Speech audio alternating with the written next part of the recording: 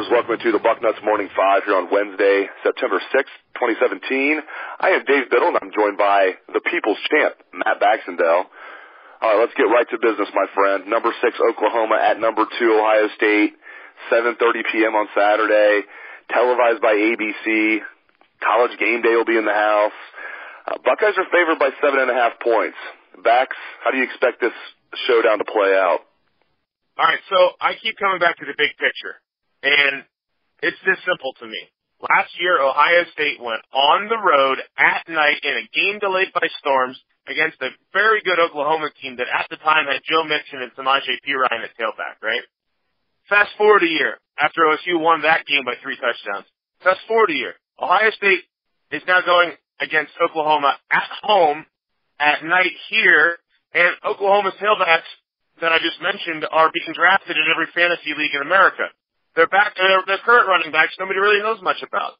So you've seen some noticeable decreases in key positions over the course of a year. I haven't even mentioned the fact that Ohio State has a team that was making 16 starters were making their second start a year ago. This is a team now that since then has played 3 road night games like the caliber of Oklahoma and Wisconsin and Penn State last year. They've gone through the grinder. They've played in the playoff. Most of those players are back. This is a much more experienced OSU team. And on top of that, you have Kevin Wilson, not Tim Beck calling plays, so that's a pretty big difference too. So every big picture thing to me screams that OSU should again be a fairly big favorite this game. And the other thing that makes me really confident is Baker Mayfield. Everyone's talking about, oh, look how great Baker Mayfield was, 19-20 against UTEP. Well, whoop-de-doo, it was UTEP. But on top of that, Baker Mayfield has this tendency, and we saw it last year when it got him in trouble, to try to extend the play with his feet and try to make some crazy play downfield. And in the end, what happens? He holds the ball for 4, 5, 6 seconds before he gets it off, right? Do that against OSU's D-line a half dozen times. Please. It's sacks and picks galore. So I just feel like this is a really good matchup for OSU. And, you know, Oklahoma's a good team. They're a very good team, don't get me wrong. But I think this is a situation where OSU is rightfully favored. In fact, 7.5 is surprisingly low to me. Yeah, I feel like they're going to cover. I have the Buckeyes winning this game by 14 points. I have it 31-17. And, you know, I could see it being more high scoring than that. But I think it's going to be a little closer than last year. And keep in mind, last year, the final score looks really good, 45-24. It was even better than that. The Buckeyes were really kicking the crap out of them, 45-17, and Oklahoma tacked on a garbage time touchdown to make that look somewhat better. Have you thought about a final score? Have you had to predict a final score? What are you giving me? Well, I've been given worst-case scenarios in my mind for these defensive scores, and I said 42-31. I think that our young secondary still has something to prove, which means up against a team that has Mark Andrews catching passes and Baker Mayfield with his Heisman finalist caliber, he's going to make some plays. I do think that we're going to probably give up some points, and we're not going to be happy about it. If the point number's lower than that, I'll be thrilled.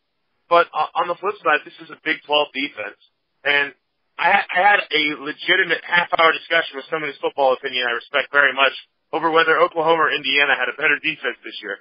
So I think that you're going to see Ohio State put up a pretty good number in this game. And I do think the confidence they got in the second half against Indiana is going to carry over this week. And, yeah, I expect the Buckeyes to cover, too. I mean, that 7.5 line is surprisingly low to me. I expected it to open at more like 9 and go to 10 pretty quick. So, hey, what do we know? We'll have to let the game play out. But I feel pretty optimistic about Ohio State right now. The running back situation is very interesting. Mike Weber will return this week for the Buckeyes. J.K. Dobbins coming off a fantastic debut at Indiana, 181 rushing yards. Urban Meyer said both guys will play. He is not tipping his hand, and why would he, on how the timeshare exactly will look. And then maybe they don't even know exactly how it will look yet. It'll depend on how both guys are playing, how Weber's hamstring holds up. But look into your crystal ball a little bit. What are you expecting to see as far as the timeshare from the running backs? Who do you think is going to be kind of the main guy there for this game? You know, it's going to be interesting to watch it play out, because if the game is going the way it did last year and Ohio State is up, I think you're going to see more of Weber than of Dobbins in the backfield, because Weber is your guaranteed positive yardage, experienced guy who's more likely to hold on to the football. He's a little bigger. I put this in the bucket last week. I think there's a big role for Mike Weber on this team. Even if J.K. Dobbins showcases a lot of abilities that Weber doesn't have, Weber is still a great straight line runner. I think the first drive against Indiana, where OSU got inside the 10 and then settled for a field goal, well, doesn't Mike Weber move that pile a little bit more in those instances? Doesn't that push him closer to the goal line every time? He's a very good short yardage runner. And sure, he's not the breakaway threat that Dobbins is, that Zeke was, that Carlos Hyde was. How many times last year did we see Mike Weber go down in the middle of a pretty open hole on a shoestring tackle? Felt like a dozen times. But Mike Weber has a big role to play in short yardage, and I think you're going to see him do so. And I think you're going to see him be part of the pound it out, hold on to the lead aspect of the fourth quarter, where he was kind of just ball control, grinding them up when they're ahead by a score or two. So I think both are going to play. I think Dobbins' pass-catching abilities out of the backfield are going to continue to be a very big threat against an Oklahoma team that is now down one of their best corners. So you're going to see, in my opinion, a pretty true timeshare and a pretty true thunder and lightning, if you will.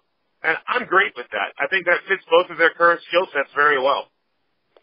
I want to get your take on the latest on tickets for the Oklahoma game. I know there's a lot of people that still want to buy tickets. Maybe people are trying to sell tickets. A lot of great local places in town. I know one great place, Bax, Minutemen tickets in Columbus is one I would recommend. Minutemen tickets, they do a great job. What does the market look like currently for the Oklahoma game, comparatively speaking, to, let's say, a week or two ago? Is it kind of holding steady? Is it getting more expensive? Is it getting cheaper? So what we've noticed in the last week here is that tickets that are in South stands have been dropping.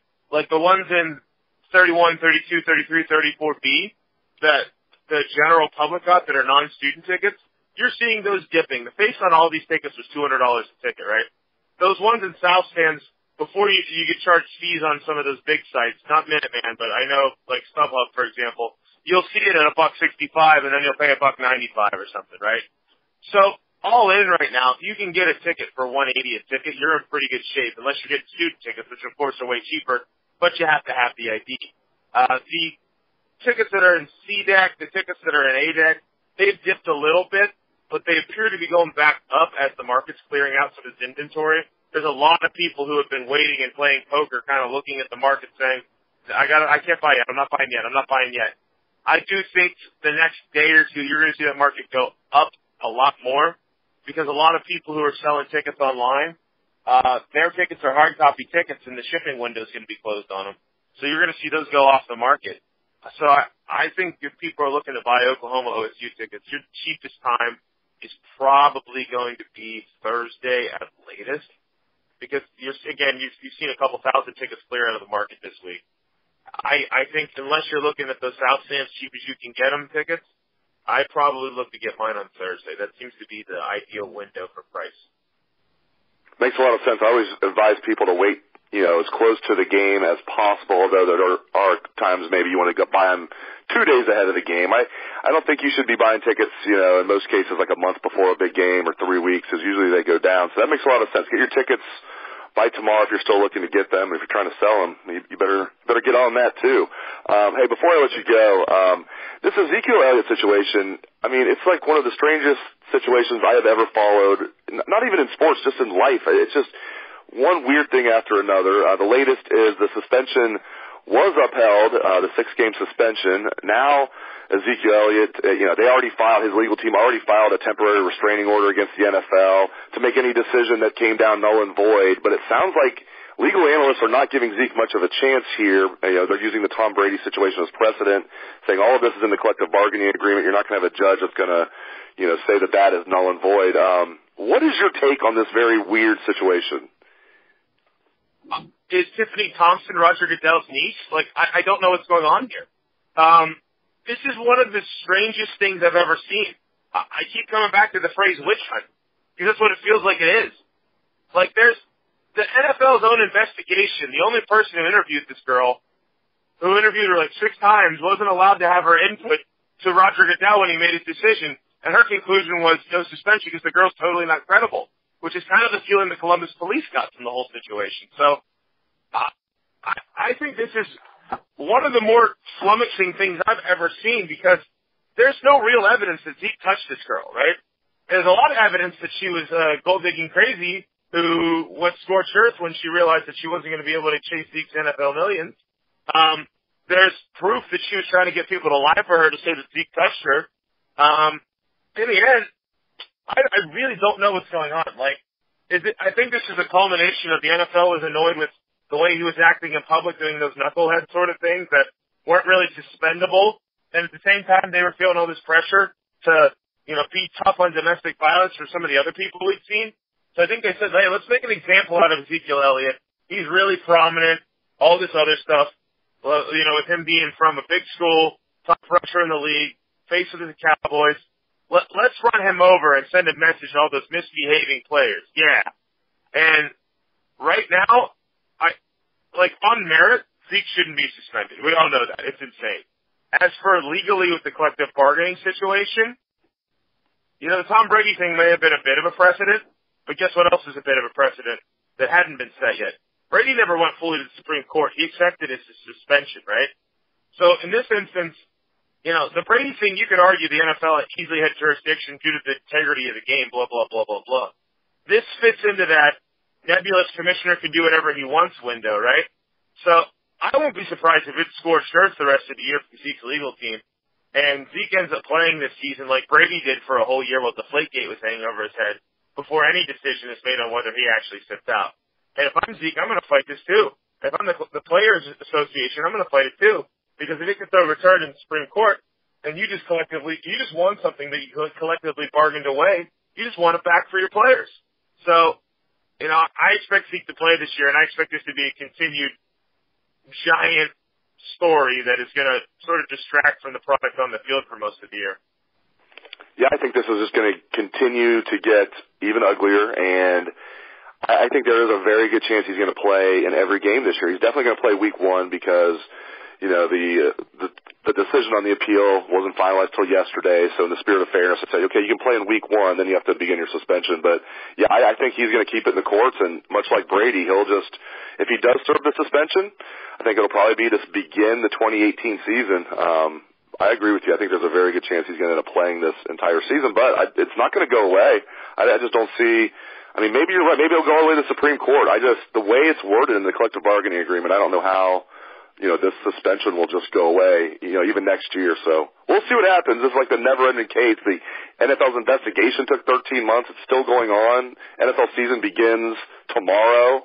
Cowboys begin Sunday. The whole thing is just so strange. But I'll tell you what is not strange is Matt Baxendell, the People's Champ, coming strong as usual. I appreciate it. And you can read Bax's column every Sunday. It is The Bucket. So thanks to Matt Baxendell, and thanks to all the listeners out there for tuning in to the show. I appreciate it. Hope you have a great day.